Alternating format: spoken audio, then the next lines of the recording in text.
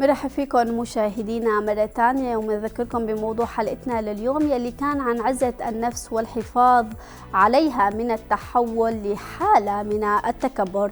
لمتابعة الحلقة بتقدروا تزوروا البث المباشر لقناة حلب اليوم على اليوتيوب وموقع القناة الرسمي، وللوصول مباشرة إلى رابط سؤال الحلقة بتقدروا تمسحوا الرمز الظاهر حاليا على الشاشة. أدى حريق اندلع في منزل عائلة بمدينة عزاز إلى وفاة رجل وزوجته، تاركين خلفهما 3 أطفال أيتام. نتابع المادة التالية.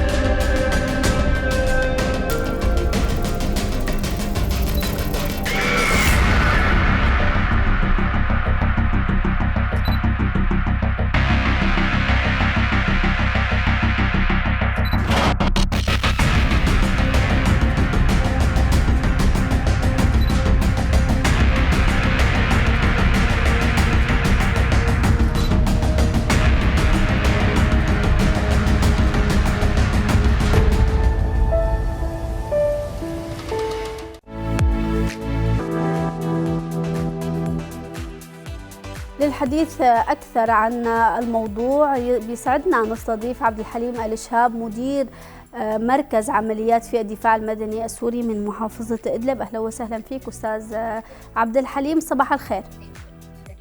صباح الخير لكم لجميع المشاهدين، صباح الطمأنينة والسلامة. أهلا وسهلا.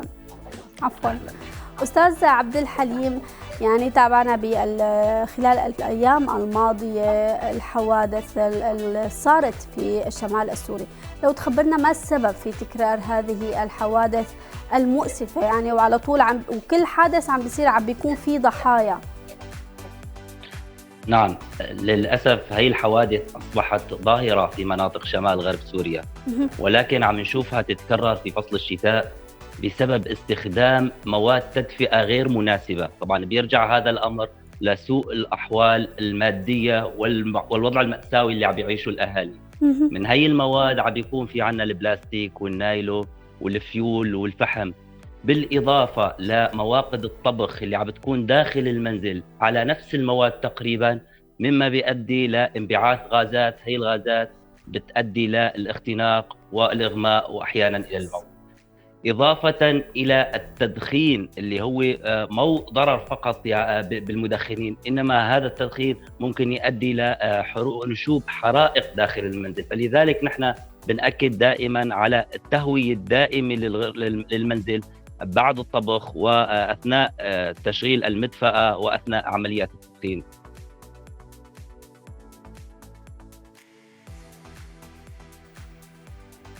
اليوم أستاذ عبد الحليم، حضرتك ذكرت الأسباب المؤدية لوقوع مثل هذه الحوادث. كيف يمكن الحد من وقوع هذا النوع من الحرائق نتيجة الاستخدام الخاطئ للمدافع أو إهمال يعني متابعتها، أو مثلا ممكن العائلة تترك الصوبيا شغالة وتطلع برا البيت؟ نعم، نحن دائما بإدارة المخاطر نستخدم الخيار الأول اللي هو إزالة مسبب الخطر، ولما ما بنوصل لهذا الأداء فنحن بنلجأ آخر شيء للتقليل والتخفيف. طيب إذا بدنا نحكي عن موضوع البند الأول اللي هو إزالة مصدر الخطر، فنحن لازم نقدم البدائل باعتبار غير قادرين على تقديم البدائل، فنحن أمام فقط التقليل والتخفيف. كيف راح يكون هذا التقليل والتخفيف؟ من خلال مجموعة تدابير واجب على الأهالي القيام بها. أولاً اختيار مكان مناسب للتدفئة بعيد عن المداخل والمخارج لمنع التعثر، وبالتالي ممكن يؤدي لحريق. اختيار مكان مستوي للتدفئة، وخاصة في المخيمات وفي أماكن لجوء النازحين، الأرض عم بتكون تراب وغير مستوية. مهم. وضع المدفأة في مكان بعيد عن متناول الأطفال، وما بنترك المدفأة قيد التشغيل عند الخروج من المنزل أو أثناء النوم. مهم. ما بنترك الحيوانات الأليفة في المنزل والمدفأة شغالة ونخرج من المنزل. مهم. مواقد الطبخ ما لازم تكون داخل المنزل، لا، نحن نستخدم هي المواقد ممكن خارج المنزل ونتأكد من إطفائها. لكن التهوية، نعم. أستاذ عبد الحليم، اليوم أغلب الحوادث الحرائق يلي عم بتصير ضمن الخيام، فنحن نعم، بدنا خلينا نقول النصائح يلي تجنب الناس وقوع مثل هذه الحوادث بالنسبة لأهالينا المتواجدين في المخيمات. تماما. هلا بدنا لازم تكون هي المدفأة، وباعتبار الخيم عم بتكون صغيرة، هي المدفأة بدنا نحاول انه تكون تبعد اقل ما يمكن متر واحد عن اي شيء قابل للاحتراق، اللي هو الشوادر والسواتر والستائر والبرادي. بالاضافة للاشياء اللي ذكرناها، والطبخ خارج الخيمة، هاي كلياتها ممكن مع التهوية الدائمة للخيمة من أجل انبعاث الغازات اللي عم بتصير، مثل هدول السخانات المي، مثل ما لاحظنا الشيء اللي صار في مدينة عزاز نتيجة انبعاث الغاز من سخان الماء. هاي الغازات قد تكون سامة وتؤدي إلى ممكن توصل للاختناق والإغماء وبالتالي إلى الموت. هل يوجد للدفاع المدني المتواجد في شمال غرب سوريا خلينا نقول خطة أو استراتيجية للتعامل مع الحرائق المنزلية مستقبلا، خاصة أنه نحن اليوم داخلين على فصل شتاء، ممكن الناس تستخدم مثل ما عم نشوف عم تستخدم وسائل تدفئة بديلة؟ نعم، نحن مستمرين دائما بإطلاق حملات توعية فيزيائية أو عن بعد لشرائح مختلفة من المجتمع المحلي، لتقديم النصائح والإرشادات الضرورية لتفادي مثل هاي الحرائق، إضافة إلى تدريب مجموعة من شرائح المجتمع على الأساليب الصحيحة واستخدام الطفاية اليدوية للتدخل إلى حين وصول فرق الدفاع المدني. بالإضافة لوضع عناصرنا وفرقنا بجاهزية تامة، وضع المعدات وآليات الإطفاء بجاهزية وصيانتها بشكل دوري، إضافة إلى نشر فيديوهات مرئية تشرح أسباب والأساليب الواجب اتباعها في مثل هيك حوادث على معرفاتنا الرسمية لتكون قادر كل شرائح المجتمع مشاهدتها. أستاذ عبد الحليم، هل تم تسجيل أي حالات ثانية أو حوادث مشابهة للحادثة يلي صارت خلال الأيام الماضية في عزاز؟ نعم، خلال الفترة اللي عدت من بداية الشتاء إلى اليوم حدثت أكثر من حادثة غير حادثة طبعا. الأستاذ عبد الحليم الشهاب، مدير مركز عمليات في الدفاع المدني السوري، كنت معنا من محافظة إدلب. شكرا لحضورك، وأكيد شكرا لجهودكم المبذولة في حماية أهالينا في الشمال السوري. شكرا، يعطيكم العافية. شكرا لك. مشاهدينا، مشوارنا الصباحي مكمل، وبعد الفاصل رح نكون مع الفقرة الصحية.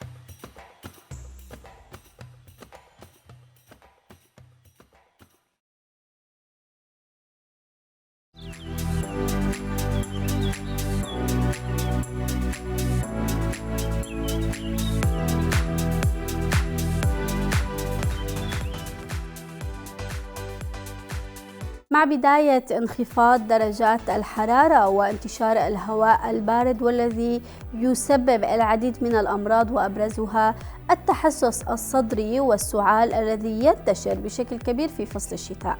مشاهدينا دعونا نتابع المادة التالية ونعود لنبدأ الحوار.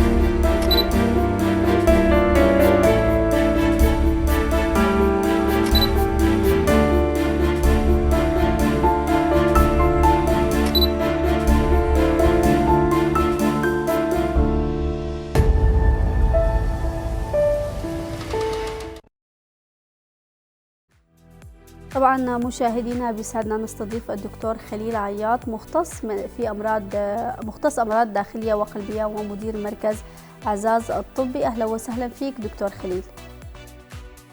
اهلا وسهلا فيكم وانا مسرور باستضافتي بالبرنامج. شكرا لكم وعلى اللفتات اللطيفه. اهلا وسهلا دكتور خليل. يعني اليوم نحن بفصل الشتاء ومثل ما بنعرف بهذا الفصل بتكتر فيه الإصابات بالرشح والجريب والسعال. لو تخبرنا ما هو سبب كثرة انتشار السعال في هذا الفصل؟ مثل ما تفضلت يعني الانتقالات الفيروسية هي أشع الأسباب تقريبا بفصل الشتاء. وبتزيد نسبة الانتشار بالتجمعات. يعني للأسف نحن بمناطق الشمال أغلب الناس ساكنين بمخيمات، فهي المخيمات بتضم مجموعة كثير كبيرة من الأشخاص. ممكن عدوى عند شخص واحد ينشر الفيروس لمجموعة كثير كبيرة. وطبعا هذا سبب من الأسباب، بغض النظر عن الأسباب الثانية اللي ممكن تكون الأساس وراثي. يعني بعض أسباب السعال بيكون تحسسي نتيجة تربية وراثية أو تأتبية موجودة عند الأشخاص، سواء كانت التهاب أنف تحسسي أو التهاب حنجرة تحسسي أو حتى التهاب قصبات تحسسي. الرب ممكن كمان ضعف المناعة ممكن يلعب دور في الإصابة بمثل هذه خلينا نقول الأمراض أو الإصابة بهي الأمراض دكتور خليل؟ بالنسبة لموضوع ضعف المناعة يعني بيلعب دور بشدة الإصابة وليس ببدء الإصابة. بدء الإصابة ممكن العدوى تصيب أي إنسان أي شخص، بغض النظر عن كان ضعيف مناعة ولا صحيح وجسمه سليم. موضوع ضعف المناعة بيولد لي شدة إصابة أكبر. طبعا شفنا هذا الموضوع بهجمة الكورونا أو كوفيد 19 اللي اجتنا قبل سنتين. فالناس اللي عندهم شوي ضعف بالمناعة كانت الإصابات عندهم شوي أشد وممكن يوصل لمرحلة عناية مشددة. أغلب العائلات السورية عند الإصابة بالسعال أو الجريب أو حتى الرشح بيلجأوا للعلاجات المنزلية مثل مثلا المشروبات العشبية، سواء كان زنجبيل أو إكليل الجبل، الأعشاب المعروفة، أو حتى تناول الثوم. طبعا بيستخدموا هي القصص دون اللجوء للطبيب. برأيك دكتور هل هي الطرق فعالة؟ والله هي طرق يعني تعتبر كافية بالإصابات الخفيفة، يعني سواء إصابة الجريب أو الرشح. الإصابات الخفيفة تعتبر هي الإماهة شو نقول السوائل الفموية، سواء كانت مية عادية ولا سكرات أو زعتر بري أو كذا، تقريبا شبه كافي. يعني إذا ما كانت الأعراض شديدة، بس في حال شدة الأعراض لا، المفروض اللجوء للطبيب. على خاصة الناس اللي عندهم أمراض مزمنة. هون كان أنا بدي أطرح السؤال دكتور، اليوم إمتى لازم نحن فعلا نزور الطبيب عند الإصابة بالسعال؟ طبعا في عندنا علامات وأعراض ثانية مترافقة مع السعال، هي تتطلب زيارة الطبيب بشكل عاجل وفوري. تفضل. موضوع السلة التنفسية، موضوع النفس الدموي، يعني إذا السعال مترافق مع قشع مدمى، موضوع شدة الأعراض، يعني إذا الترفع الحروري والعروقات كانت شديدة جدا مع آلام مفصلية شديدة، هو المفروض المريض يزور الطبيب أفضل ما يتعالج بشكل منزلي لحاله. حكيم، ما هي الطريقة الأصح خلينا نقول التي يجب استخدامها عند الإصابة بالسعال؟ يعني اليوم أنا أول الناس لما ممكن انصاب بهذا المرض، أو خلينا نقول بهذا الفيروس خلال فصل الشتاء نتيجة البرد، ممكن ألجأ مثل ما ذكرنا من شوي أنه للمشروبات العشبية السخنة، ممكن دفي حالي أكثر. لو تخبرنا أكثر عن هذا الموضوع والطريقة الأصح لحتى لعلاج هاي النكسة الصحية. طبعا أنا بدي أحكي شوي نبذة عن العلاج المنزلي. فضل. العلاج المنزلي يعني فعالية الفيتامين سي تقريبا اللي هو موجود في الحمضيات. طبعا بدنا نعرف إنه هذا الموضوع أو السعال أو المرض اللي صبنا فيه هو قريب عادي فقط. بينما بالنسبة لموضوع السعال التحسسي هي الأمور ممنوعة. فإذا كان الموضوع فقط قريب عادي يفضل تناول الحمضيات مثل الليمون مثل البرتقال أو عصائر الحمضيات، بالإضافة للإماء الفموية، يعني شرب السوائل الكثير سواء كانت مي شاي ولا زورات، ما بتفرق كثير الأمور. والراحة بالفراش من يوم ليومين ل3 أيام حسب زوال الأعراض. دكتور، لو تخبرنا شو الفرق بين السعال والكحة يلي ممكن تصيبنا؟ هلا كمصطلح صراحة أنا ماني يعني ما في فرق بيناتهم. في شيء عندنا الفرق بين السعال والعطاس. يعني العطاس أكثر شيء بيجي نتيجة التهاب أنف تحسسي، بس أما السعال بيجي نتيجة آفات حنجرية أو قصبية أو حتى بالرئتين ذات رئة.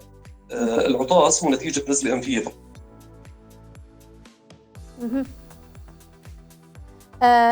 شو النصائح يلي ممكن تعطينا إياها حضرتك لحتى نتجنب حدوث السعال في فصل الشتاء، خاصة يعني لأهالينا المتواجدين في الشمال السوري؟